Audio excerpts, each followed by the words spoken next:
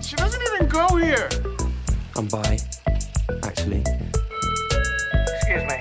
Could the ugly, untalented gays please report to the principal's office? Hi, I'm Kurt Homo, and I'll be auditioning for the role of kicker.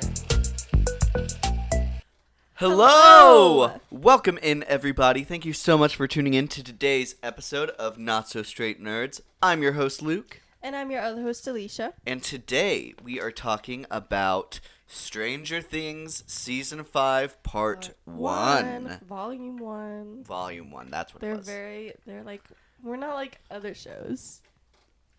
In what way? With the Volume 1. Right. I'm pretty sure that's what Netflix does, though. I'm pretty sure that's what they call their Part 1s and Part 2s. Sure. I think it depends on the show. Yeah. This one feels like wonder volume why. feels appropriate. Yeah. Especially for the finale, for the conclusion that is going to be Season 5. Epic finale.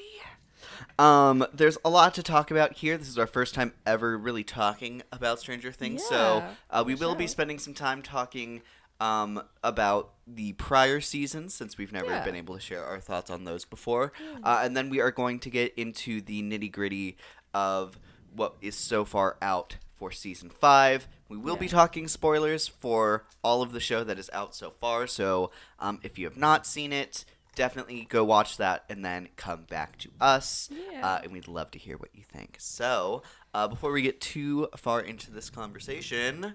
What's the vibe like? The vibes? Check. Oh my gosh. I feel like we both sound sick right now. I'm not sick, I'm just tired. And also, one of our cars were broken into this morning, apparently. Really? Yeah. What happened?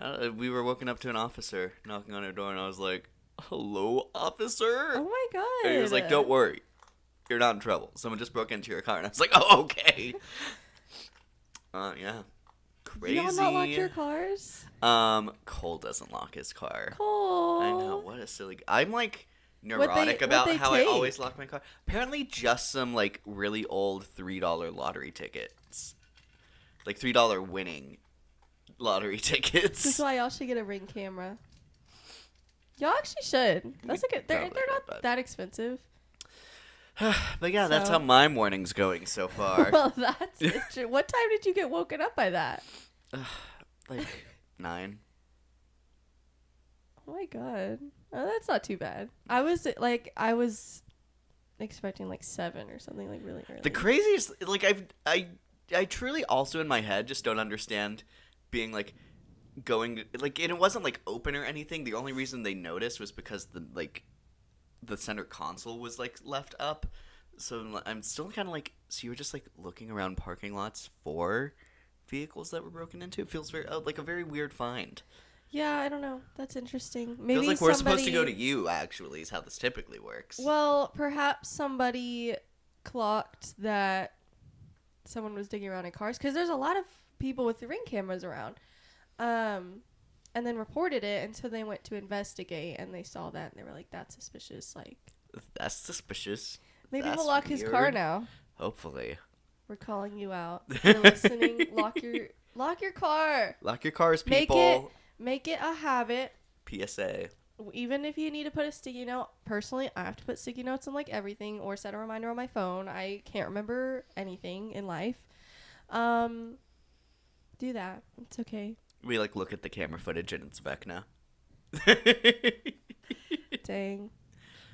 Anyways. How are your vibes? Better? Yeah, better than that, I guess. For some reason, I hate myself and like to clean my house the mornings before we film, so that I'm like, dust is all in my sinuses right now. Every time. If you're wondering if I deal with this every day, no.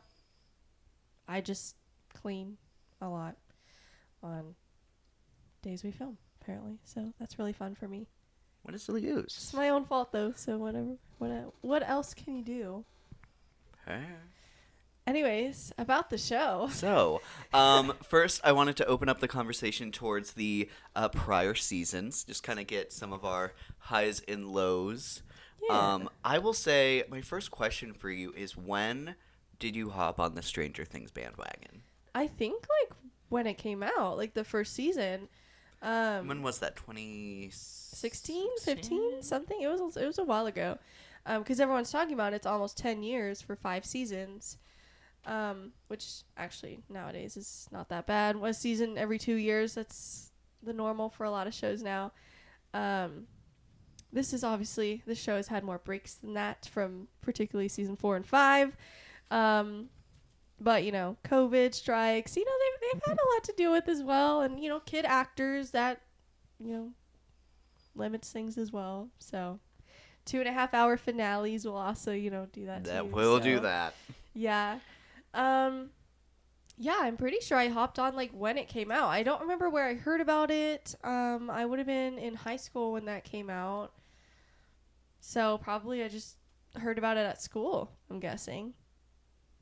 Yeah, because I also heard about all the Netflix shows, 13 Reasons Why. Shouldn't have watched that when I was in high school, but I did. So I'm guessing school is where I heard about it. So anyways, it was really good. Obviously, it became a phenomenon. Everybody freaked out about it. I think rightfully so, because I think it's awesome, especially season 1. My uncle almost got Netflix for the sole purpose of watching Stranger Things. He still hasn't, though. He liked Netflix when they still sent you DVDs for stuff. And then when they stopped doing that, he didn't have Netflix anymore. So Interesting. Anyways. Yeah. Well, I notoriously did not Late to start the watching game. it until the year all of season 4 was out. Yeah. So I was able to binge everything, which Yeah. I've gathered is not the typical experience with this franchise. No, and I forget every now and then that I'm the one who showed that to you. I feel like the last time you said that, I was like, what? I genuinely forgot that. I forgot how many shows I showed you. It was that one, Daisy Jones and the Six, Heartstopper. I'm still floored that I showed you Heartstopper. Go me, though. I have good taste in shows. Wait. Yeah, now I'm showing you Bridgerton for the new season. So, kind of fun. Yeah. Vibing. So specifically on the content of season 1. Yeah. I first off was immediately hooked. Yeah. I think the So first good. episode, even just off the bat of this mysterious monster that you don't get to see, and then the whole conspiracy of it all. I remember telling my parents that they needed to watch this, especially because it's so me and my mom's thing. And then she was like, yeah, we watched the first episode and couldn't get into it. And I'm like, what? I can't fathom that. Girl. Man, I don't want to live in that world. That's scary. I can't imagine that because it's just such a great, yeah. hook. I don't know. And it's so 80s, too. So 80s coded. So I love. multiple generations should be able to find something to love about it. And I love just kind of the emphasis on the Demogorgon in the first season. Yeah. It feels crazy how far it's evolved since then. Yeah. But the Demogorgon design, alone is kind Awesome. of peak. Yeah. Monster design. It's it's not overcomplicated. It's rather simple, but it's still intimidating. It's large, and it's still very unique to hear. Yeah. So, 10 out of 10, frankly. I feel like it has something. There's just so much to love about it. There's obviously the D&D aspect. There's such a close friendship that's fun to watch. There's younger kids, there's older kids, there's adults. We have a lot. That's something fun about, I think, the early seasons. I've seen some complaints that they're not doing it this season, and I have thoughts about that. But especially the early seasons, they do a really good job at having each age group have their own storyline and then having them come together at some point. I think season 5, it's hard to do that in a final season. It's well, when you're fighting this thing, you kind of need to work together, even if because they are separated. Obviously Hopper and Elle go their own thing and all this thing, so they do split up, but they're actively working together in their own plan, which is different than the earlier seasons. So I don't really mind that, but it is something that I just wanted to point out. And I agree that it's very fun to see them slowly work their way, especially with like Steve Harrington. He's interesting in the first season because he's not well liked in the first season for good reason. Not a very nice person in the first season. But you know, he comes around. He has a very funny journey. He just like freaks out the more and more he realizes like there's a monster. That's crazy. And everyone's like, we knew about this 5 episodes ago, so we're not freaking out at this point. So you kind of seem crazy for freaking out, but you're actually very valid for that. There's just, I don't know, lots of things to like. There's lots of female characters as well. Winona Ryder. Yeah. Oh my gosh. Yeah. Getting Winona Ryder on this was like, honestly, the best casting decision out of anyone, I would say. No, I mean, think I that's very love the valid. cast, yeah. Well, overall, but especially like the first few seasons. But yeah, Winona Ryder was such a good pick. So, yeah. Anyways, I'm glad she's getting her flowers with this show because I feel like she's deserved it for a long time. Mm-hmm. Yeah. What I about also you? think introducing the idea of the upside down, Yeah. he did that in such cool ways. I love the Yeah. like the burrowing portal thing. Mm-hmm. I love the design of it. The Yeah. design truly of this show is just so like it scratches the brain, right? Yeah. It's so ugh. It's so interesting. They have like monsters, they have a mystery element, they have aside from monsters, they have a whole like supernatural like universe or area with the upside down. And then 11, we haven't even touched on her yeah, yet. they Her have introduction is powers. also super cool. Yes. Essentially like a grounded 80s superhero, which is so cool. So There's cool. like, what I think is so cool about the aesthetic of this show is it's like this huge monster sci-fi like fantasy epic hidden behind like 80s nostalgia. And I think that is so cool. I agree. Very fun. Gosh, I feel like there should be more I need to say about the first season, but it's hard unless like, because I don't want to break it down too much because then it'll just become its own video. But it's just so good. You know, I can understand parts that might put people off like in the coming seasons, especially season 2 is I think largely considered the worst season. But I just can't imagine not liking season 1. If nothing else, you have like a perfect season of TV right there. So, one of the best. So, anyways, Then, like you're saying, season 2. season 2. I knew before I had started any of this that season 2 was a weak link. I remember in high school hearing people be like, I think I'm just going to not keep watching the second season. But then I can't remember exactly when 3 came out. I think it was still when I was in high school. I don't remember. But anyways, I actually. remember That's a good conversation question. about like season 3 was amazing. Oh yeah, I love season 3. Arguably, I might like it better than the first season. Well, we'll circle back to season 3. We're on season 2. Okay. Why do you think season 2 isn't as strong as its sibling seasons? You know, it's hard because I don't remember a crazy ton about season 2, which I think kind of speaks for itself. Because even with my memory, I remember a lot of parts of seasons 1, 3, and 4. Yeah, I don't remember being super interested in the sibling storyline either. I don't know why. I guess it was just kind of fun when Elle was like the odd one out, and then it became almost less cool when it was more people. Well, in any case, there was only one other person, Yeah. and I liked her powers a lot. Yeah. I feel like her setting felt really weird. Yeah. I think it always hurts the story to get away from the aesthetic. Yes, that it is was like so specific dark. to this Yeah. setting, and then it feels like it almost goes into a different show, which I don't think services itself very well. Yeah. And then I feel like it maybe would have been more interesting if there was more than just her. Like, I think it almost could have been interesting if, like, you were seeing what a handful of people with these kind of powers were doing. Like, maybe if it was doing, like, a more purposeful genre hopping kind of thing. I think there might have been something to do there. Yeah. But ultimately, Yeah. And then also the tunnels, I feel like were a weird hyper fixation. Yeah. That I don't think was all that interesting.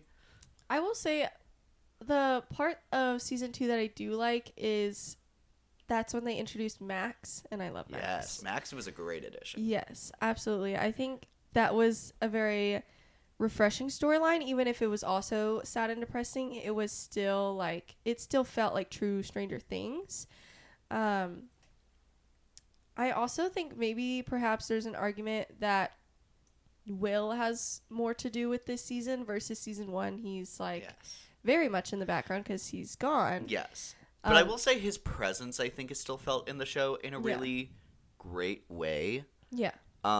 Season 2, I think, is easily the best Will is as a character on screen. I think so. And I think they do specific work. I remember the actor talking about, like, doing research on how people act when they're, like, possessed IRL. And I think that does come through.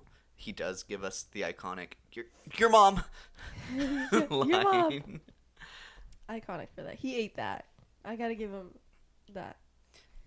So, and then Bob. I liked Bob. Bob was a fun addition. I thought he was cute. Even though I do like Joyce and Hopper. I think they're cute. But I also thought her and Bob were cute. R.I.P.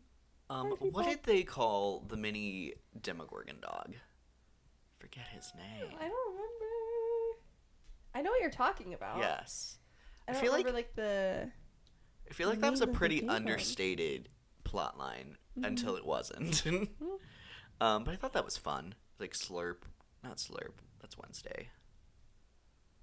But I feel like it's Newt. It's something like that. I don't know.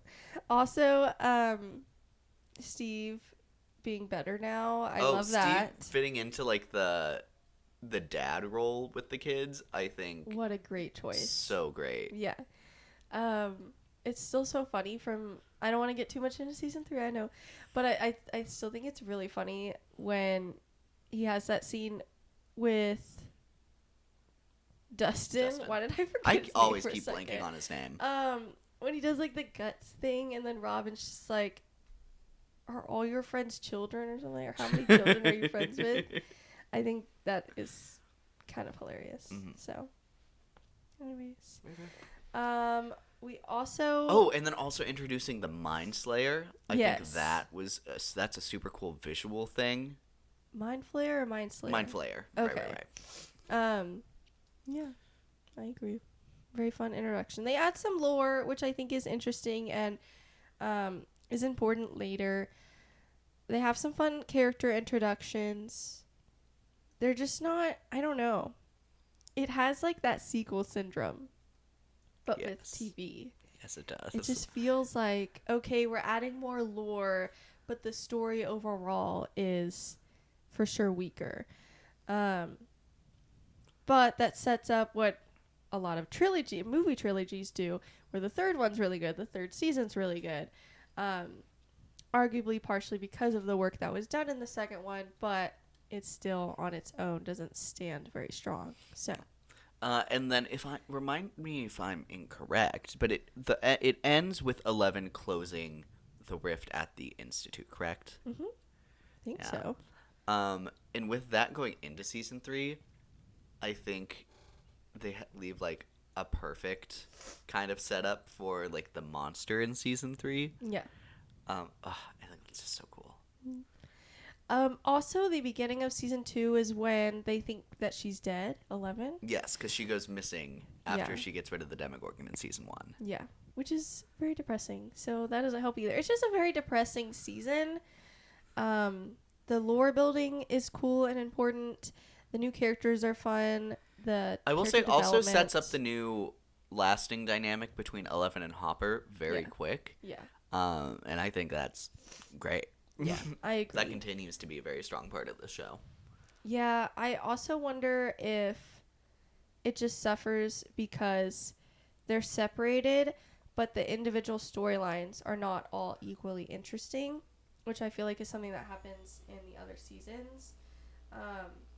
And then seeing them come together, I don't even remember if they do come together, like her and 8. Do they ever come together, or is it just her that comes and She helps comes them? back. 8 never comes. So anywhere yeah, near maybe the rest of the show. There's something to say about that as well. So I don't know. Obviously, since we're in spoiler territory, that storyline is now important. But was it worth it to get here? I don't know. We'll have to see what they do with that. No. In volume 2. So on to season 3. You can go ahead with that. I need it to shoot because I'm dying. You go. I think season 3 has such a fun aesthetic with the mall clique. It is just so vibrant, and they do so much in that space throughout the season. And then, like, having the kind of... What am I trying to say? Like, the mall aesthetic being a cover for, like, undercover Soviet, like, supernatural, like, studies is so cool. It was a perfect aesthetic. I loved it. And it came at a time where I feel like malls were starting to die out, and then COVID was like the final nail in the coffin.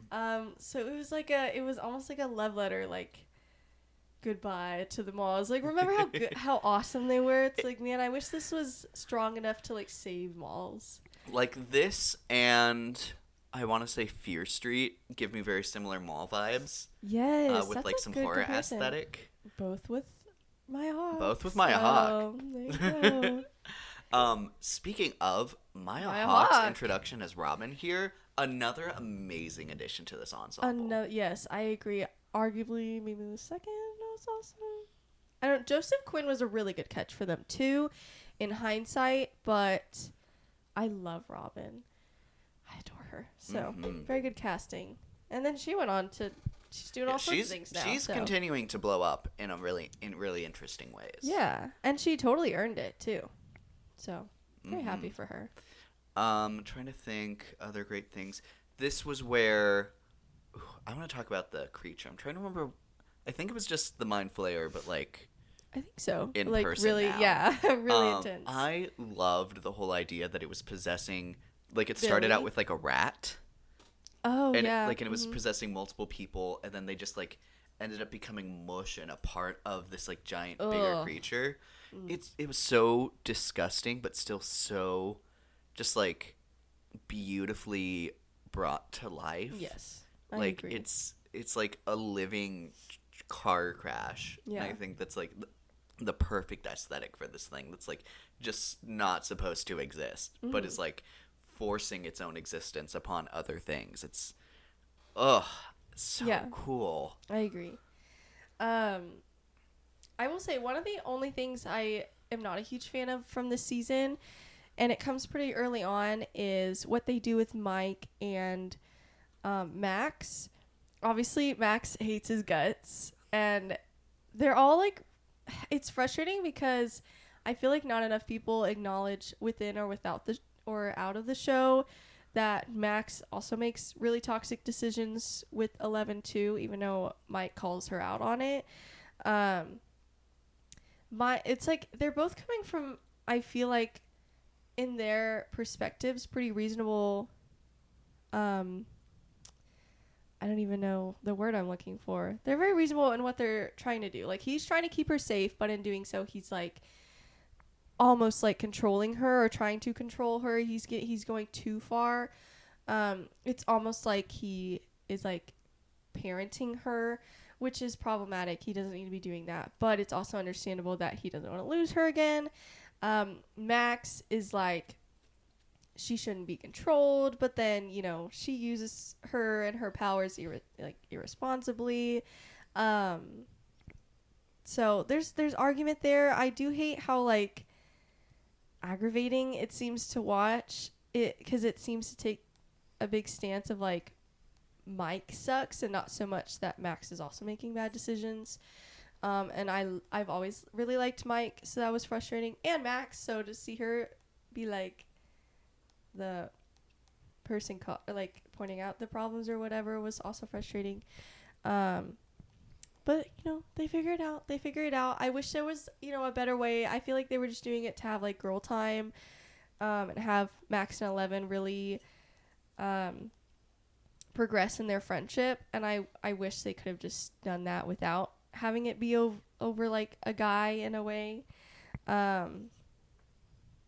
Anyways, that's my 2 cents. It was a little frustrating to watch, but it's okay. They become friends later. So, and it's also really funny, all the memes of people talking about in season 5, how she's like, after like 2 years of not seeing another human being, of course I have to see another Wheeler. Of course. That's the more funny. she talks, she's like, you're just like Mike. And I do love imagining that she's thinking that. So, anyways, their beef is funny. I will say and this is like so not a thing to other people, but my biggest pet peeve with this season was specifically that they only had one Soviet guy constantly chasing them, like specifically the adults who were doing their thing. Yeah. And I thought that was kind of really annoying. Yeah. To the extent of like, guys, he's one guy. You're constantly knocking him out. Mm-hmm. Like, it's one thing if it's just like they constantly keep sending people after you. Yeah. I hated the idea that it was this one person that kept going after them, and they just weren't doing anything to stop the one person coming after them. Yeah. It's like, dude, Hopper, It's one person. you're a sheriff. Yeah. Just shoot him. Like, Yeah. what is the issue here? Like, I truly think I would have not had this issue if they just kept sending various goons after him. But it was the same person, and I'm like, and he's not doing anything. He's not aura farming. Mm-hmm. He's just there, and he's looking mad, and he's like a non-character. Kill him. Yeah. Ugh. That just for some reason reminded me of another gripe, but this is more so outside of the show, how the amount of people thirsting over Billy. I'm like, he's I mean, sure, the actor is attractive. Sure. Go ahead. That's fine. But to like take that and then argue that his character is like not that evil and deserves sympathy just because something bad's happening to him. He's like so racist and he's abusive to his sister. Like, he sucks as a human being. And I'm sorry, but I don't feel that bad. I feel bad for Max that she's having to see him go through this and then, dies. I don't really feel bad for him because he sucks and he's supposed to suck. That's how they wrote him. I'm like, just because he's hot doesn't excuse him from all those actions. There's plenty of hot guys in the show that are good people. Hence Steve Harrington. Yeah. Anyways. No, well said. And I don't think it goes that far, but I think there's almost an element of like it being out of character how Billy ultimately goes. Mm-hmm. Yeah, it does seem interesting. Like obviously that's more set up so that Max can be where she is at the start of season 4. Yeah. And ultimately, I love where she is at the Yeah. start of season 4. So, if that didn't go somewhere, I would probably have more of an issue with it. But yeah, I agree. Yeah. And then I also... Oh, this is also the season that Erica really started stepping up as a character. Oh, I love her. Oh, she is so fun. She had her little moments in the earlier seasons, and she was awesome, but she really becomes, like, not quite a part of the group, and she still isn't, even in season 5. But she's more of, like, a supporting character rather than just, like, a guest character. That's very fair. And I love that. Yeah. And then we haven't talked about Alexi, I think his name was. Yes, you love some Alexi, and he is just so he's cute. Such a cutie. And then what's the other guy's name? Murray. Yes. Murray. Well, he was in the earlier seasons. I think that Season 1 and 2, I think, because that's when I want to say I think Nancy season 2 is where he really starts. Like, I think he's like there in season 1, but I think season 2 is where he really starts interacting with the main characters. Yeah. He's fun. I don't know. I wouldn't say, out of all, like, the main and supporting cast, he would probably be the one I care the least about if he died. He brings a fun, unique energy to the adult cast. Yeah. And it's like he still has a lot of wisdom, but he still has a lot of like childish behavior with him, which adds a very interesting element to a more serious group. Yeah. So he always brings something very unique to the group, which I think is really great about his character. But I did like his storyline with him and Alexi. I feel like they were starting to become friends when Alexi died. R.I.P. But I do really like when Erica rage baits him. That's one of my favorite scenes. It's so funny. Yeah. Anyways, there's someone we haven't covered yet. Or really two someones, and that's Nancy and Jonathan. Nancy and We Jonathan. haven't really talked about them yet. Oh, Nancy. While we're in season 3, Nancy is a badass in season 3. She has some like great moments in seasons 1 and 2, but like with her shotgun in season 3, and like I like the way that she's like investigating and like comes upon the mind flayer. I don't know, and then Jonathan's just kind of like along for the ride. Yeah. I fear that's kind of Jonathan's aesthetic. Yeah. His aesthetic is I'd rather be somewhere else, but I'm here now, so I'll deal with it. I feel like, unfortunately, which I want to hear your thoughts on this. Okay. But I know obviously there are plenty of people out there that still ship Nancy and Steve. I personally am not one of those people, even though I do think they have chemistry. I think there are clear written lines in the show that, even in season 5, that show that they would still not be very compatible. I'm not a huge fan, not to skip too much, I won't go too much into it, but I'm not a huge fan of the competitive storyline in season 5. I think it's kind of lame, and I think it's actually kind of out of Jonathan's character. I do, however, I see way more of his side than Steve's. Obviously, Steve is allowed to like Nancy, and that has been built up. His crush for her never quite went away. But I think, there's a line where he's talking to her about having a bunch of kids, and I feel like you can tell that she's, like, not that into that conversation. She's, like, I don't know. I feel like I can tell that she's, like, I don't know if that's what I want. Even though he has good intentions, it's just not very compatible. And then in this season 5, there's several lines where, when her parents are in the hospital, Steve's talking about bringing her flowers, and Jonathan's like, she wouldn't want us to waste time on that. She would want us to focus on the mission.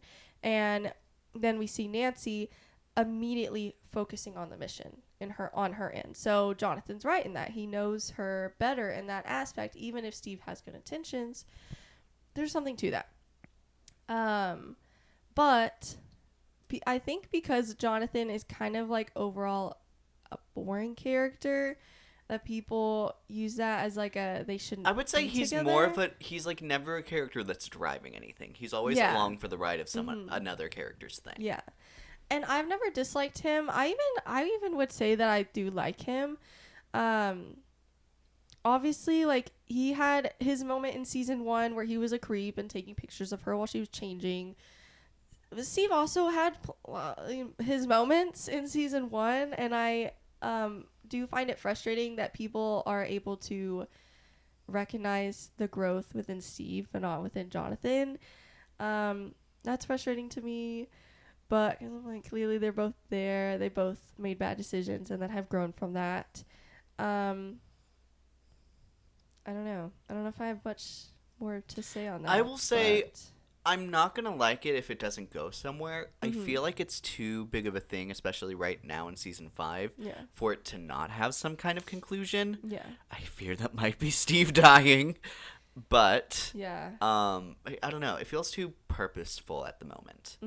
I agree. And then even if it's frustrating to watch them compete, I think. Well, but it's also giving Eternity aggressively for me. And I think I'm gonna be very surprised if she doesn't go with Jonathan, assuming he doesn't die. Yeah. Or she doesn't. I mean, nobody is safe. But it's technically. giving, like, homoerotic male competition. And you know what? The actors are in it for that. Yeah, they are.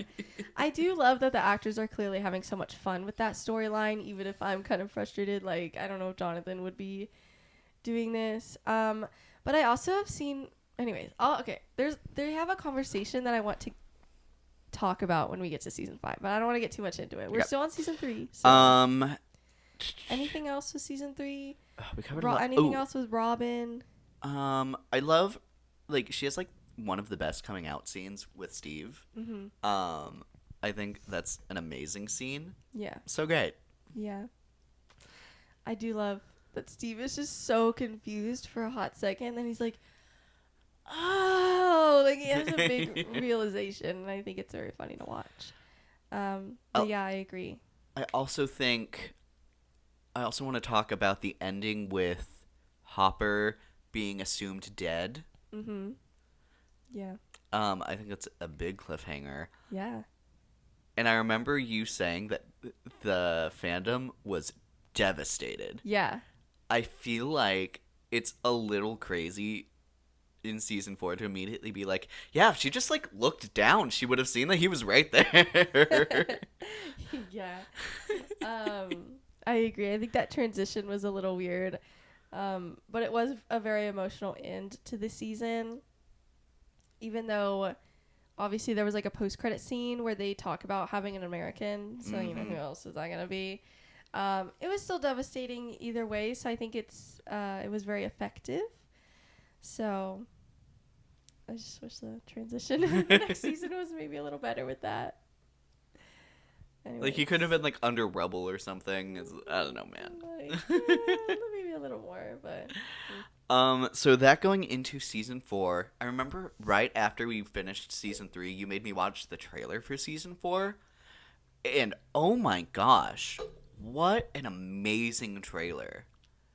That's what I'm saying. Oh my They gosh. make some good-ass trailers. Season 4, in the introduction of Vecna as, like, this overarching villain for the entire show, Yeah. I think was so strong. I think Vecna as a character and the mystery surrounding him, like, the mystery element here, I think is as great as it was in the first one. And I think season 3 is, like, also in that same vein, but it leans more, I think, into the aesthetic to kind of sell that season. But the mystery here of, you know, one, Henry, and Vecna, and then, like, the big half-season reveal that all 3 of them are the same person. Yep. Oh my gosh. It's crazy. And I remember thinking, like... Another great casting, Jamie... Yes. Campbell Bauer? I think that's how you say I believe his name. so. It's some Somewhere. combination of those words. But he is Jamie! so great in all facets of his performance. I love his transition between, like, being really endearing to, like, 11 whenever they, like, are in the flashbacks, and then switching to, like, a complete sociopath. Yep. I've seen some people say that, like, he would be a great casting for, like, a Matt Reeves Scarecrow, and I'm like, yes, actually. That would be really fun. Gosh, I think he's just so talented. I will say, I think I've only seen him in this, and then he was also in that Horizon movie. I've seen him also in the Mortal Instruments movie. Okay. The Shadowhunters thing. Have you heard of that show? There's a show, but then he was in the movie with Lily I've watched the Collins. show, but I haven't seen the movie. I haven't seen it in forever, so I can't. I just remember they had insane chemistry, and he was really hot in that movie, and that's all. He's also giving, like, I feel like I wouldn't be surprised to find out that he's a background in Twilight, because he's giving Twilight vampire as well. Yeah, he is. He's in the Volturi. He's the one with the straight blonde hair. I forgot what his powers were. Right. I forgot what his powers were, but he was in that too. So you've seen him in more movies then. Okay. You've seen him in, like, technically, like, a few, because he's at least in a little bit in most of the movies. Yeah. I forgot about that though until you said that, and then I was like, yeah. I was like, why do I feel like right that's now. so his aesthetic? But I think personally, I think season 4 is my favorite season. That's valid. I think season 4 is underappreciated because I feel like it started to fall into the trap of a few months after it came out, people started pretending that they always disliked it. And I hate when people do that. And it happens all the time when things start to get big. Like, this show is, like, on another level now. Mm-hmm. I still think season 4 is really good. I sobbed like a baby when Eddie died. Eddie.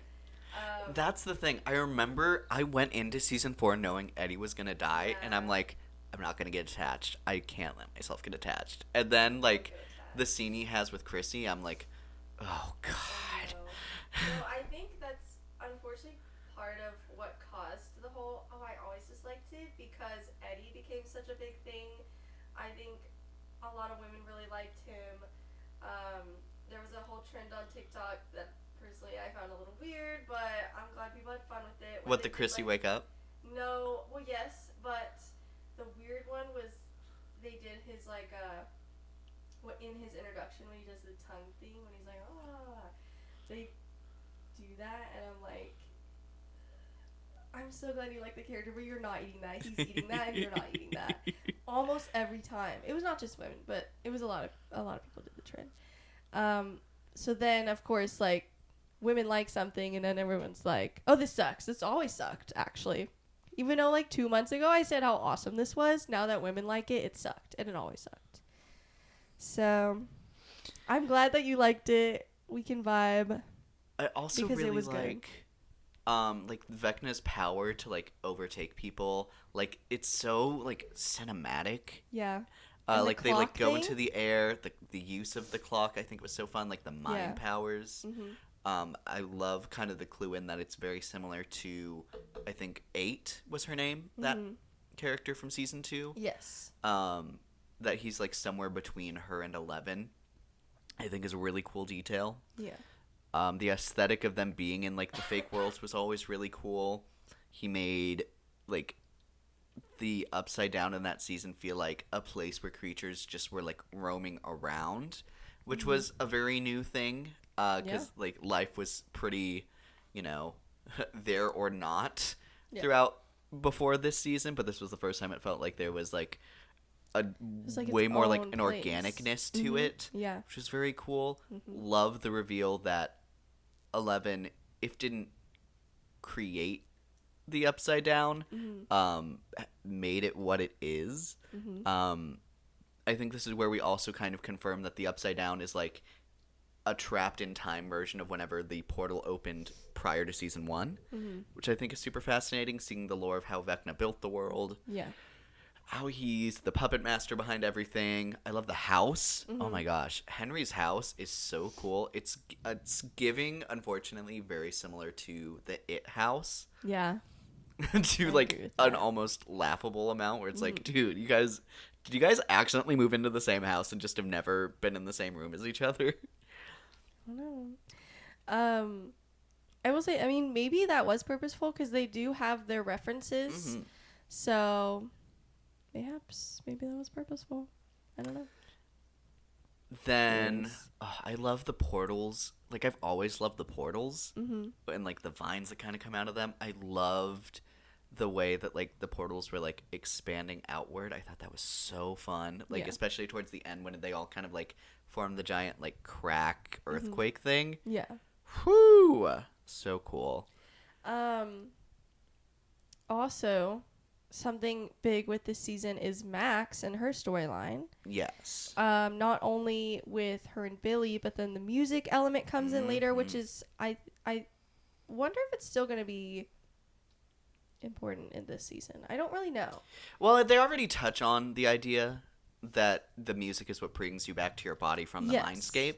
And clearly the mindscape is a big thing. Yeah. So I'm not going to be surprised if we see another huge moment similar to like the big moment from season 4. Yeah. Well, I mean, at some point Max is probably going to escape. So that's probably going to be how she escapes. It's interesting that they've already kind of not teased, but, like, explored that it's not going to be as easy this time around because they had Lucas playing the song and then it opening up. She almost made it.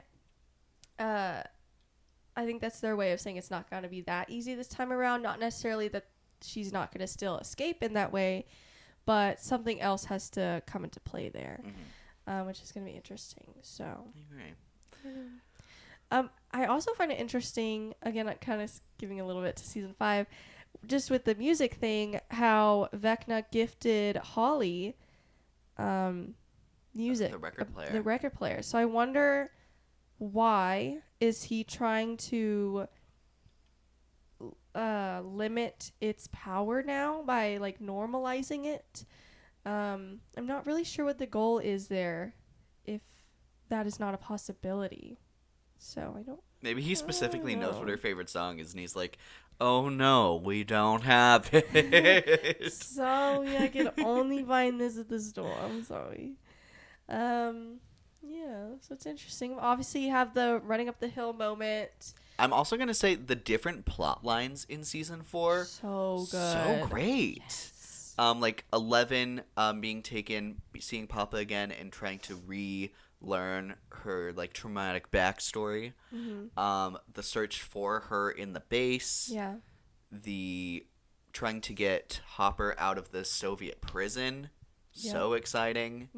And then trying to remember what everyone else was doing. I feel like there's a big one. Well, a lot of people were. Oh, Just and then everyone's investigating the Max. people who are, coming up and exploding with Eddie. Yes. Hiding Eddie was the big part. Yeah. Yeah, very interesting. Gosh, and each plot line was so interesting, which really is interesting. oh my gosh, Yep. love. And then when it comes together in those last couple episodes, first of all, so long. There's such long episodes. The finale for season 5 isn't even going to be that long. It's like I think it's like 15 minutes shorter from what I've seen. So interesting. Indeed. But anyways, Trying to think if there's yeah. any other big moments to mention. Papa Oh. officially dies. Yes. Love that scene. Nancy with her shotgun. Yes. Love. That's such an iconic scene. I actually loved that entire sequence. It's probably 5 to 10 minutes. I don't even know. So much that I showed my mom, who has zero knowledge of this show, because I just needed somebody else to witness how awesome this scene was. And I'm sure she probably didn't think it was awesome because she has no context for what's happening here. But just the combination of everything happening with the different storylines in the different places, the use of running up that hill again, but more like cinematic because it's the final episode. I can't tell you how awesome I felt in that moment, and was equally like devastated for what was happening as well. So. Oh, and then also with Max's ending in the season, I remember being so like Ugh. horrified by that starting. Yeah. Oh my gosh, and then it leads to her I can't see or feel anything. I can't. Both of them killed that scene, Ugh. and I adore them. So. Yeah. Oh, and then also Lucas going to football was a crazy transition, but I ultimately love how he comes back. Basketball. Yeah.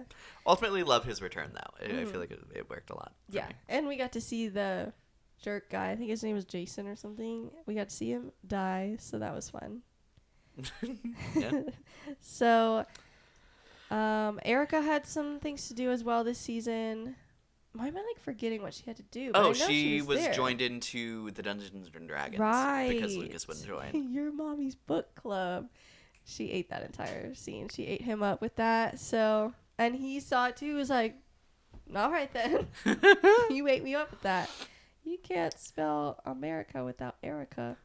So, season 4 is over. What were you expecting going into season 5?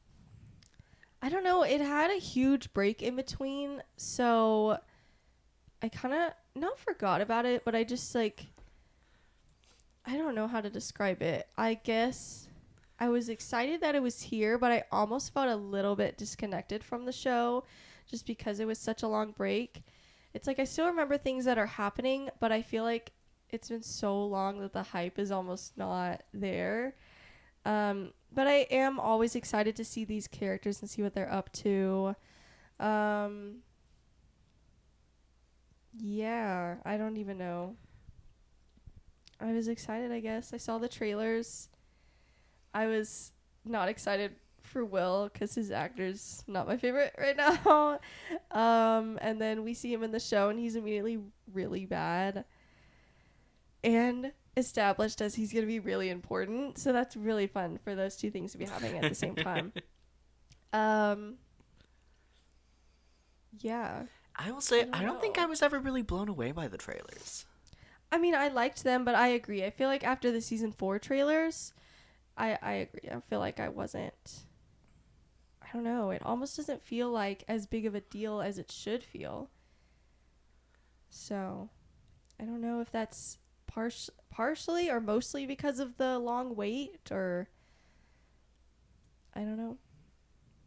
Yeah, it's very weird.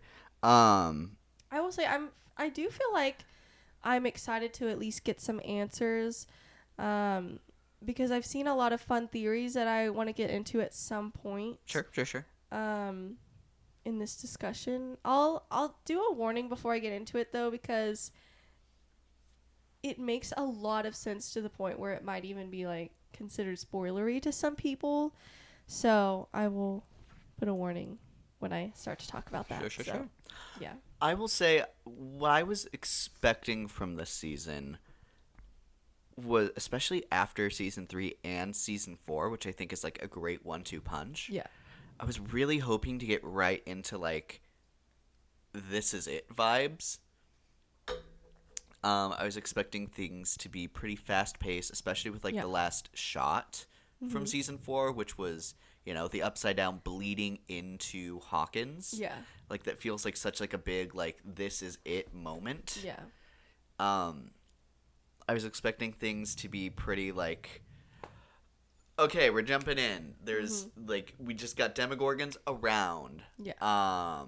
And for there to be more of a blend between the two worlds, which I mean ultimately is what Vecna's going for. And I just expected some very fun stuff out of that. Going into season 5, there's a 6-month time jump. I think it's almost funny I think it's almost a missed opportunity to not go for a time jump for as long as we've been waiting for the season. Yeah. It's like it's been a long time, hasn't it? Yes, it has. But the aesthetic is not nearly what I expected it to be, with the whole like government takeover martial law thing. Everything's covered up with like the metal plates, and everything is like this like base normal. Yeah. I think I find it to be a weird choice. Okay, explain. I understand, and I had shared kind of my like, because like I said, that was what my expectation or like desire was going into this. Yeah. And then not only does it do what typical seasons do, where it's like, and we're going to slow down, so then within this own season we can build back up. I feel like within the overarching story, especially with how much like the selling point on this was almost solely this is it. I One feel Last like, Adventure was like on all of the character posters, yeah. so you know. Like it feels kind of odd to jump in and it's like, yeah, we haven't been doing anything for 6 months. We've been trying, but nothing's been happening. Can't find him. Yeah. And it's like It does seem like, what's the point? You know, for a while they had suggested that the reason they couldn't find him was because the military had him, so that was an option, but then we find out that that's not the case. So then it's just like, what has he been doing this entire time, too? Obviously, y'all have been going on plenty of adventures. I forgot what they called it. They called it something else. the burns. The burns. Where they use the burning, which is when the military literally burns through the hole to go in. Bless it. Sorry. Anyways, to go there themselves and try to find Vecna. It's like that's not even as cool as I would hope it would be. No, and I don't really know the goal there, I guess. Even Hopper's like, if I see him, I'm running for my life. It's like, okay, so then why are we doing this? I guess. It's annoying to me that Hopper and Joyce are both in a position this season where they have kids who have like a lot to do with helping, especially 11 with her powers. And it's like, you still don't trust them. It gets to a point where it's repetitive and annoying. It's like, how many times can they save your ass and you still not trust them? Like, I get they're children, but they were children the previous 4 seasons when they saved the world. So it's like, at what point do you let them handle business again? So, and I get like, I don't want to get too far into Will, but I get that like he didn't have like Elle's powers, so he doesn't have that extra layer of safety, but he still has a unique connection that other than 11 obviously none of the other kids have, none of the other adults anybody has. So it's just frustrating. It's like, you can go too to protect them, but like, why is Hopper the only one going? What are the other kids doing? It's very fun to see them working together. Like, I love the radio thing that they do to let everyone know in a secret way. I love that. It seems like classic Stranger Things. But then when the actual mission happens, then it's like, what are we doing here? And then what is Vecna doing here this entire time? Like, obviously he has a plan. And obviously, you know, you want to wait to reveal that. But it's like, why has he not been doing anything? Why did he do this whole thing where he, like, blended the 2 places and then he just chills for 6 months? He just went on vacation. To be fair, he probably wasn't planning on being shot with a shotgun repeatedly and then caught on fire. Yeah. But it still feels like it's weird to have, like, the creatures retreat. Like, it feels like there would almost be, like, a mindless monster thing going on, and then Vecna's return has them be a lot more structured all of a sudden. Yeah. Which I think could have been done in a really interesting way. Yeah. I think there's a lot to be... Yeah, I don't know. That being said, we'll get into what Vecna actually does. Yeah. So first I want to start with best parts. What are some of the best parts of season 5, volume 1? I love just any of the gang's interactions. I think they're so fun. I love that they're together more this season. Personally, I find that appropriate for a final season rather than them all split up. They all know the deal. They've had 6 months all together in a quarantine. So I think it makes sense they're all together. 2 families are living together, and that whole scene is fun. I love when they turn that one house into like a Home Alone situation, basically, even though it stresses me out how much damage they're doing. I love that scene. I still love it. I love when they drug the family with Erica. That's hilarious. I told you to eat the damn pie. Queen. Anyways, and then let's see. I love that Lucas is standing up to bullies more. I love that all of them, I think, are standing up to bullies more. First of all, it's kind of a good use of like, they look older than they are, so let's like, you maybe like narratively change some things from that. It's like, you can't, I wouldn't buy if they were still like bullied the way they were in season 1. They don't look like they could be. It's hard for me to watch Dustin be so on the outs with Steve and everybody, but I think narratively it does make sense. I think people are saying like it's out of character for him, and I think that's the point, is that, yeah, he's not a jerk. He's grieving and he's in quarantine and he's like forced to be surrounded by people that probably remind him of Eddie constantly. That would take a toll on you. And he's acting out. He's a kid. He's a teenager. Like, I think that makes sense for him, even if it's still like sad to watch. I like Mike a lot this season. I feel like he's getting more. I feel like for a while he was so like, he was just the character that always was worried about Elle. versus season 1, he seemed like such a leader among the friend group, and I feel like he's becoming that more this season. That's why I liked his character so much. It's fun to see him get back into that role, especially among the other kids that they help later on in this volume. Also love his haircut. He looks so much better than last season. He looked rough last season. I think everybody looks really good this season, actually. So, I feel like there's a lot of things I'm leaving out. I could go. Sure. Go ahead. I love, even if it's a bit obvious, I love how Henry comes back in. I actually really love the idea of Vecna choosing when to come off as Henry versus Vecna. And then now he has another name, Mr. What's Mr. What's It. And I love Derek being like, he has a lot of names. I'm like, does. yes, he does. Yeah. But I super love the idea that he approaches these people as like an invisible friend. I think that's a really great kind of.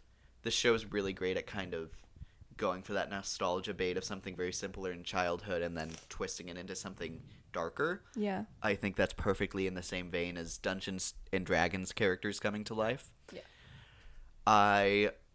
Speaking of, Derek grew on me so I fast. knew I was forgetting somebody. That kid one is episode. killing it. Oh my gosh. Like, whenever he's in the room, and I love seeing the TikToks about, like, the ha! Yeah. Like, hitting them with the ruler. I also love, it came out that there's one scene where he tries to run away, his character tries to run away, and Will tackles him. And the actor's talking about, in that one of that scene, he got tackled a little too roughly.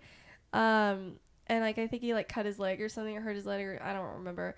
And then Noah was like apologizing a lot to him. He's like, "It's okay, Mr." I forgot what he said. He said, "It's okay, Mr. Noah."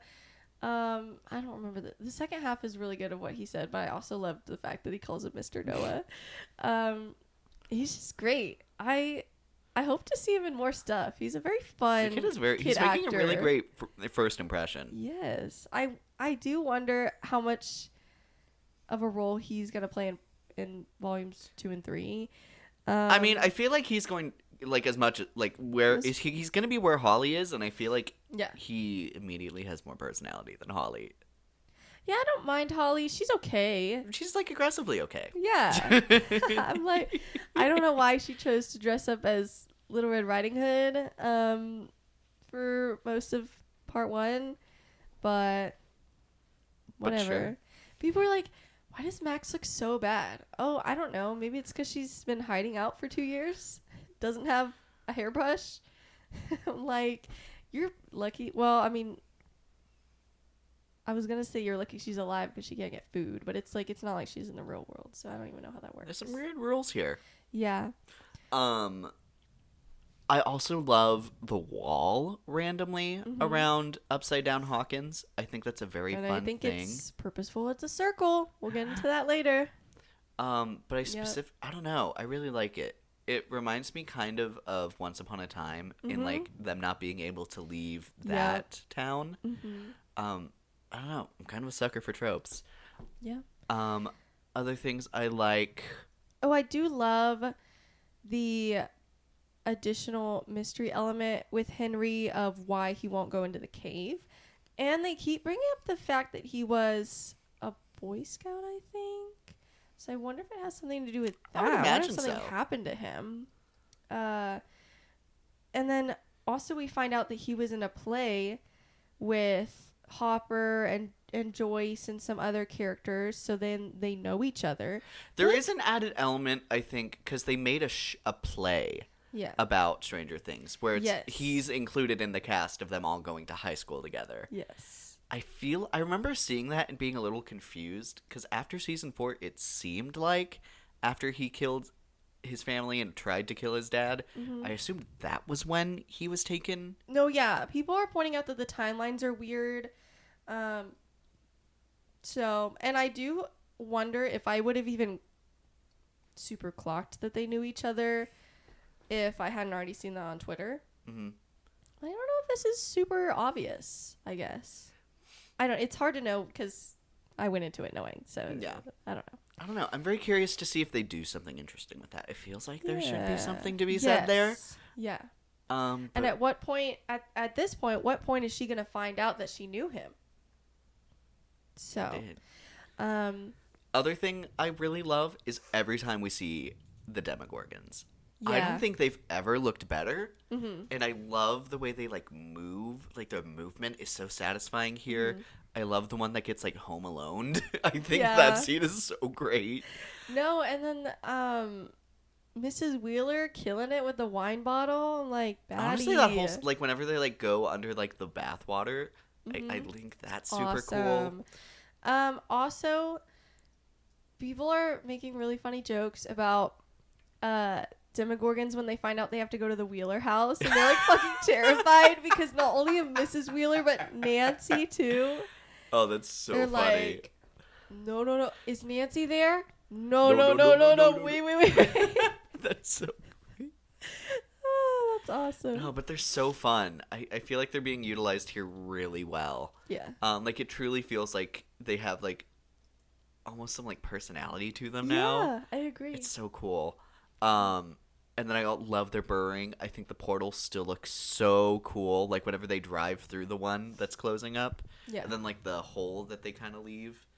I think that's so cool. Yeah. They like leave one like on the door in the Wheeler house, and I'm like, yes. That's awesome. Any other best parts? I'm gonna say when Vecna shows up. With the snatched waist.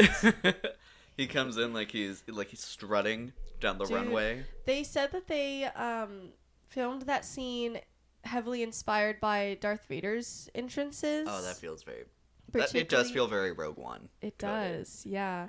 But particularly that scene is what they were referring to. I think that's very cool. Obviously, he doesn't have like a lightsaber. That moment was like, no character will ever beat that. No, and I also specifically love like. It's a fun reference. Because it's the first time that we've seen him kind of use his powers in person, I feel. Like, since he's become Vecna. Yeah. An added element is that, like, he's able to, like, contort his body out into, like, tendrils. The, like, bowling ball moment where he does the thing with the head. That's what Yeah. people are referring it to.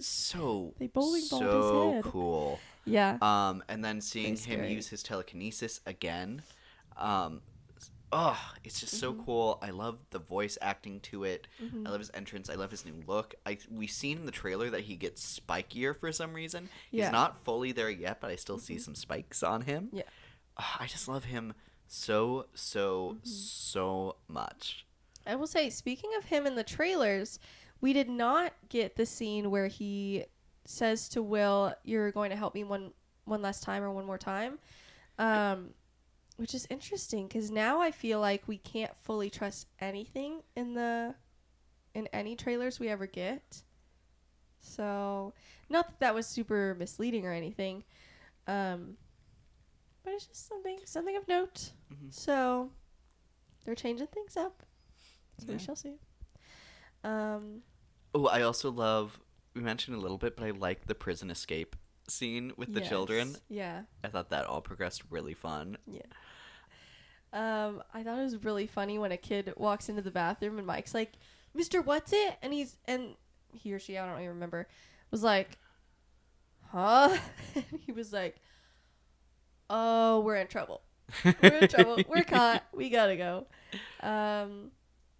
And the kid's just in the tunnel like this. It was so funny. Damn.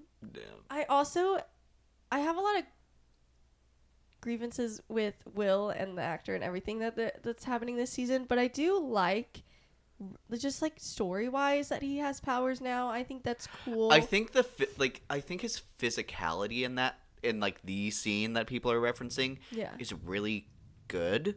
Like I like it reminds me of what I think worked so well with him in season 2. Mm-hmm. Where like I think he can really embody like an idea. Mm-hmm. Like in season 2 it was the possession. Here it's like the idea of like psychic ability. And I think he's able to portray both really well. I think so. I think it's interesting. People have also pointed out that I don't know how purposeful this is, but they're pointing out that when he's using his powers, he has his hand up, just like Vecna did, or just like Henry did, whatever you want to call him. Versus 11, she always has her hand down, to kind of visually show that he is borrowing or using or somehow connecting into Vecna and his abilities. Sure. So I think that's interesting. Absolutely. I'm very interested to see where they go with this. It Yes. feels like now they should, like, it feels like there's no danger now unless they're fighting Vecna, unless, like, he's in a coma now. Yeah. So Like, it feels like a very huge jump. So I'm very curious to see, and I think that definitely can work. I'm curious to see how they make it work. They have to be very intentional with how they use him now. yeah. Although I will say, that was in a very emotional state that he was able to do that. I do wonder, if he just is it fully unlocked now, or does he have to like be in an emotional state again? Do they have to be in danger and almost dying for him to be able to do that again? Could Vecna somehow limit that once he finds out that he's able to do that? I don't know. So we'll see. It's kind of like a Harry Potter moment where it's like him and, I wonder if they're going to explore that more, where it's him and Vecna and then like Harry and Voldemort, where because they're connected, it helps them, but it also helps the bad guy too. I think there's also going to be an interesting element, because the idea that Will has his powers because Henry is so, like, connected to him. Yeah. I specifically with, like, the Mind Flayer scene from season 2, I wonder if that's specifically where that link, obviously that's where it originated, but I'm wondering if him going into the minds of, say, I don't know, Sadie Sink's character, Max. I wanted to say Sam, but I was like, no. But in Max, like, when Max comes back, is there something to look forward to there? Yeah. We have at least 4 kids currently in his little mindscape thing who now share a connection to him because they're in his mind right now. Yep. Is there something to look forward to there? I don't know. I feel like there's some interesting doors open. I'm curious. I do wonder how if they're it gonna delve with also it. potentially puts them in danger if, like, how connected to him are they? If/when he dies, like, will that endanger them as Because well? that is an added element, because Will was feeling the pain of all the Demogorgons. Yep. Oh. So, yeah. Messy. Yeah. Again, just like Harry and Voldemort with the Horcruxes, so That is very a good Harry Potter comparison, coded, actually. Yeah, that has been one complaint that I've seen, that it's very reference heavy. I don't think I'm not really bothered by it. I like the references. Especially because I think it's done pretty well. Yeah. I would say it's original enough in itself. Yeah. So, because obviously, like Elle, she's wearing almost a carbon copy of an outfit from the Goonies. But it's like, that's just like a fun reference. The flux capacitor thing, I love that they made that reference, especially because they have a scene in season 3 where they're watching that movie in the movie theater. So I love that they're referencing that now, and I love that Joyce has no idea what that movie is. They eat that, like, all the actors so eat funny. that scene. Like, when she's like, does it have anything to do with the flux capacitor? And they're like, say that again? They're like, so good. you got tricked, honey. Sorry. Oh, okay. Worst parts of the season. I don't have a crazy ton. We've kind of already covered some of them. The rivalry between Jonathan and Steve, I think, is annoying. Obviously, it's hard to watch Dustin be so rude to Steve. I would say with Dustin, it feels like he's so disconnected to a point where he's detrimental to It's hard. everything else. Yeah, there's still a lot to cover. Like, the more and more we talk about this, I'm like, there's only 4 episodes left. There's My biggest concern specifically with Dustin's plotline is, like, there's so much happening right now. Like, we already are getting, like what the heck is Lucas doing right now? And, like, there's some characters who feel like they're just so on the outskirts here. Yeah. That I'm worried that we won't be able to give it enough time to make it worth it. Because it's going to be the last time we see him. Well, and I do wonder, when everyone was mentioning that they couldn't find him, like, y'all have 11 find him with her powers. Or, like, I don't know, care more that your friend is missing. I know, like, you have a lot going on. I get that. But I'm more so, like, you do have the ability to find him. So I guess why are we not doing that right now? But, whatever. Yeah. Whatever. Also, I thought it was kind of dumb that he was shocked that his snake was killed. Yeah. I'm like, you put it in your bully's locker. What did you think he was gonna do? Like, I'm still sad for the snake. That's like your fault. I actually like blame you for that because like you should have known that was gonna happen. But anyways, Yeah, that's fine. Oh, obviously. well, I listen. Aside from you know the what? fact that I'll give him that last scene mostly. The physical performance I think is really great. Unfortunately, like 80% of his lines here are like unforgivable deliveries. Yeah. Like it feels like he's expecting almost every line he's saying to make it into the trailer. Yes. And I fear they only work if they're in a trailer. Yeah. Because they certainly don't work here. No, it's just the delivery is so bad. Like, obviously, aside from the fact that I'm not the actor's biggest fan right now, he's just, like, objectively bad. And I hate that just because he's not, like, the ugliest person alive this season that people are excusing that. Even if you don't dislike the actor, I'm like, I just can't fathom watching his performance and thinking it's good.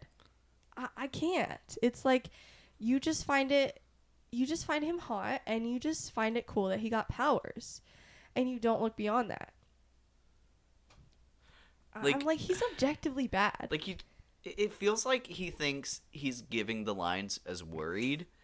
Yeah. But it's like his dialogue is so disconnected from the scenes that he's in that it's just so jarring. Yeah, especially when he had that scene with Winona Ryder. I'm like, ooh, you cannot stand in a scene with her. Everyone else can, you cannot. And it's even more obvious how bad you are at delivering lines when you're with her.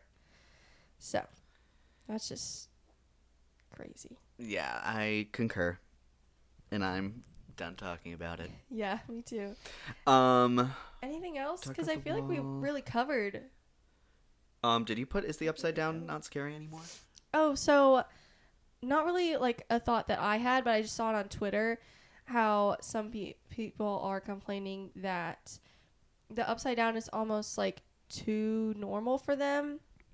Like, they pissed on the wall and had no like real consequence. Oh my god! Speaking of, another one of my things I don't like about this season is how big of a deal they were. Like, he pissed on the wall. What does he know? I'm like, I feel like if someone's peeing on that wall, they actually probably don't know enough to know that that's probably not a good idea. Yeah, that was such a weird thing to cling on. Agree. Yeah, so agree with that. Yeah, but they just talk about, like, where are all the monsters and Demogorgons? Why are they not coming into the military base? Why is Vecna not doing anything about that? Like, I feel like I agree to an extent. Clearly, there's a clear reason why, which is that Vecna's trying to, like, lay low to do whatever else he's planning. Yeah. And clearly wasting and he's connected to the other monsters, so he can just simply tell them to stay away. But we've already known that. So it's not like the monsters are out doing whatever they want. They're a part of him. Yep. I do agree that I think that's a weaker choice. But to be fair, the Upside Down has always been this like eerie, empty place until season 4, where Vecna's coming in and making all of the monsters attack. Yeah. So that's already been a huge part of how the Upside Down works. Mm-hmm. Yeah, just wanted to point it out. I think that's an interesting note. I think there's some nuance to it, but ultimately I think it's just not. I think it's a purposeful choice, but not the strongest choice. Yes. Anything else before we get to? Yes, I also want to say I think every season so far has benefited in some part by adding something new to the show. Mm-hmm. Like season 1 is like the introduction, introduces the Demogorgon, like the base soldier fighter. Season 2 brings in the mini ones, the Mind Flayer, who ultimately is Vecna. Season 3 goes into like a more physical version of Vecna, and then also adds that amazing mall aesthetic. Yeah. And then into Season 4, we get Vecna and all of the lore of how all of this happened. And now we have 8 is back. Yes. So I think that's an added element as well. And Will added- has powers. I feel like I think Season 5 isn't landing for me the way it is for other people, in that it feels like we're just kind of circling back to all of the stuff that has already been given here, as opposed to introducing something new and exciting. And I think that on top of just like the weird starting point, like it feels like there's not a huge hook to be like, this is why you need to watch the season, besides like, hey, you've already watched the other 4. Yeah. I feel like there's a missing element of like this is why you're watching Season 5 specifically. Yeah. Like there's parts of Season 4 and Season 3 that are like, hey, if you haven't seen the first 2 seasons, there's a reason you need to either start here or get through those quickly to get here. Yeah. I don't think that there's that for Season 5. So far. Yeah. I wonder if maybe they thought that the thing was going to be that Will has powers now. But then that's not even until the very, But yeah. like the halfway point so Yeah, far. It's pretty far into it. And also, I don't know, I maybe feel more excited if I wasn't literally cringing at 80% of his line deliveries. Yeah. I agree with that. It also reminded me, except it's leaving my brain now. No, it's gone. Tough. Leaving my brain. Okay, I think that's a little bit of everything. So our next section is what's next? What do we think is coming in Volume 2? Okay, so I guess this is like as good a point as any to talk about the theory that I've been seeing float around. But this makes to me so much sense. So just be warned if you don't want to hear any theories, because it might come true. So we mentioned earlier that the wall is a circle. Yes. So he also meant the clock thing has been a huge thing with not just the sound, but also the fact that time was frozen when Will was taken. They have science class and that one teacher talk about wormholes, which I think is very intentional. And he's planning on taking, I think he said 12 kids. Yes, which there's is one 12 pillars. for each number on a clock. So that's the big theory, is that that's what he's building towards, is to have 12 kids to make a clock, and that create the wormhole, to have a more permanent connection and bigger connection between the Upside Down and the real world. Now, what is the goal from there? I don't know. I feel like to know more about that, we need to know more about why he's so scared about that cave. I feel like there's a lot of lore there to be explored. Yeah, but that's, I think, why it was so important that the time stopped when Will was taken, because I think that was the first part of the overall goal.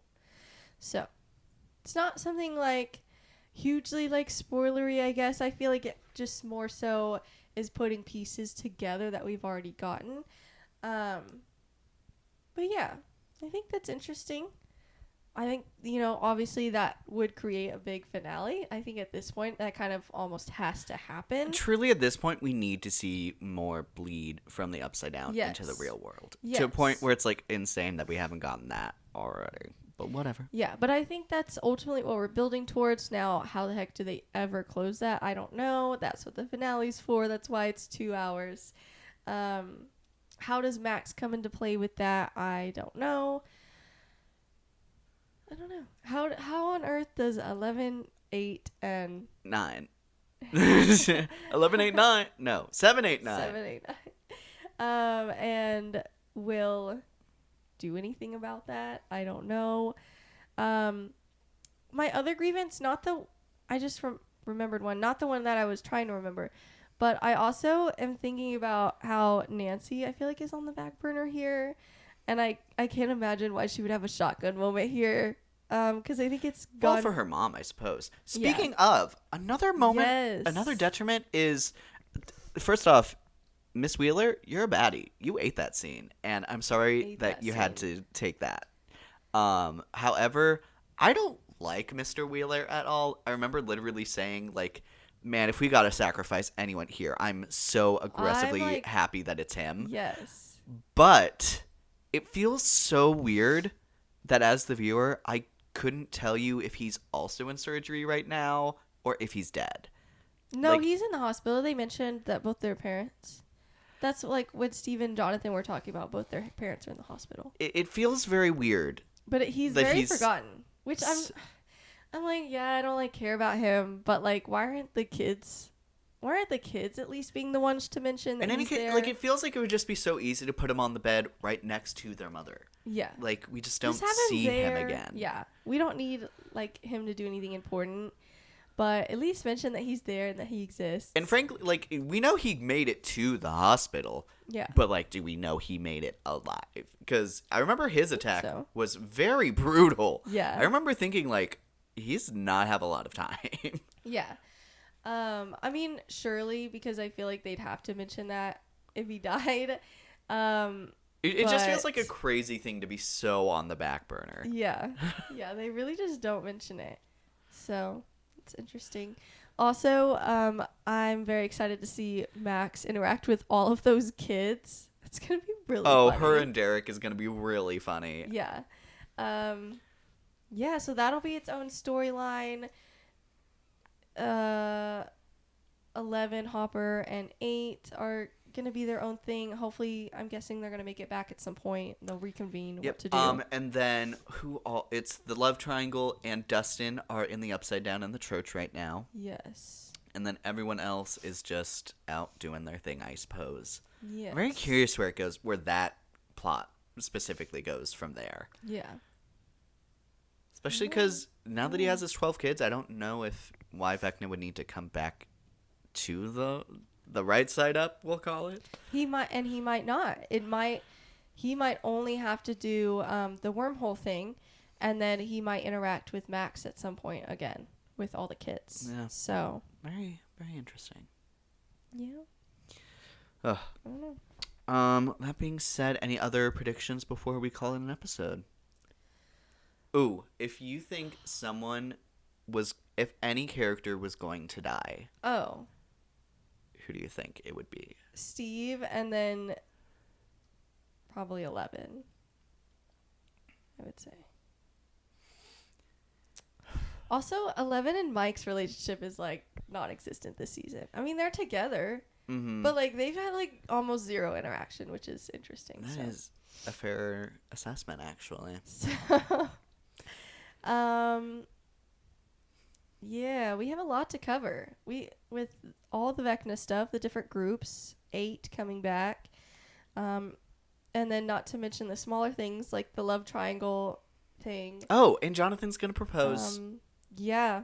Per, I guess. When the heck are you gonna propose, dude? Hopefully you're both alive Hey, at the end I of know your this. mom's in the hospital right now, but like, No, but like that's the whole point, is that Steve is trying to do something like a gesture, and he's like, no, she would want us to get to work, and that she's getting to work. And it's like, yeah, she would want you to get to work. So, Steve, I love you, and I want happiness for you, but that's not with Nancy. So, I actually would straight up call it bad writing. But if the they same end up way- together. I don't know. It's interesting the same way that this first part has officially taken Will pursuing Mike off the board. I'm curious to see if they're able to do that with Steve in a way that's not him dying. That would be nice, because I feel like it's kind of lazy. It's like, oh, well, he's dead, so it's not an option anymore. I hope we get at least a little more closure, even if he does die. If we get closure before that. I'm going to call it Jonathan's going to propose to Steve.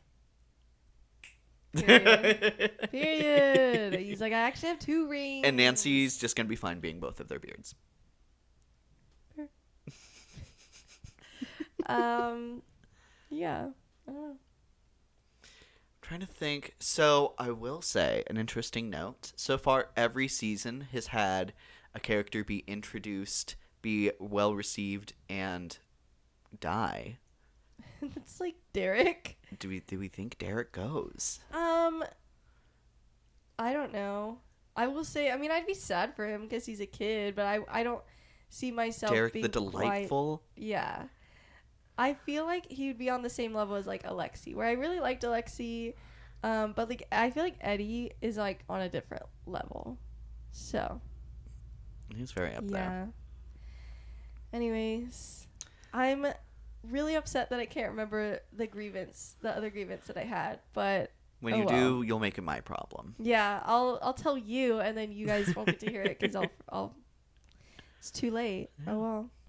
Well, for those who don't know, Part 1, Volume 1 is out right now. Volume 2 is going to be releasing on Christmas Day. Yep. So, can't promise when we will get to it, but we will do an episode when those 2 episodes drop next. Yes. Please let us know what you thought so far of Season 5. We'd love to see your comments down below. And until next time, I'm your host, Luke. And I'm your host, Alicia. And thank you so much for watching Not So Straight Nerds. Bye.